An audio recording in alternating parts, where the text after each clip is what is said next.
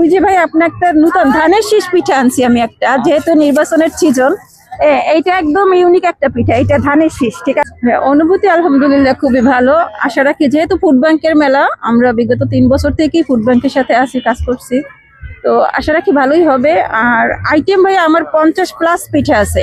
তো আমি এগুলো আসলে আপনি যদি একটু ক্যামেরায় করেন, ফোকাস করেন, দেখতে পারবেন অনেক ধরনের পিঠা আছে।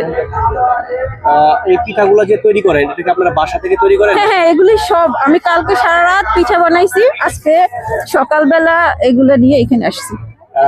কি কি ধরনের পিঠা যদি বলেন, যেগুলো আমরা সচরাচর দেখি না গ্রাম বাংলার একেবারে? হ্যাঁ, যেমন দেখেন না আপনারা, সেই ধরনের অনেক আছে, যে মুখ পুলি, মুখ পাকন, দুধ পুলি, তারপর আপনার এই মাছ পিঠা আছে, চিকেন পুলি আছে, গোলাপ আছে, গাদা আছে, তারপর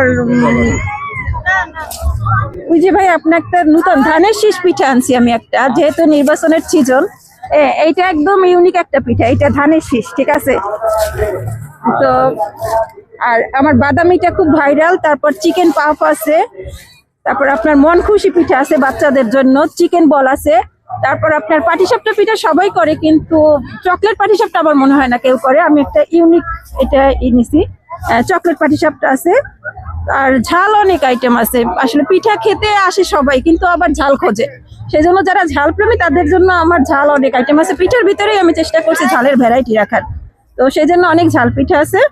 আর সাথে নাড়ু আছে, চিকেন আইটেম আছে, শীতের মুড়ি মুড়কি যেগুলো আর কি, বাদামি চালের নাড়ু, বাদামের নাড়ু, তিলের নাড়ু, এগুলি সবই আছে।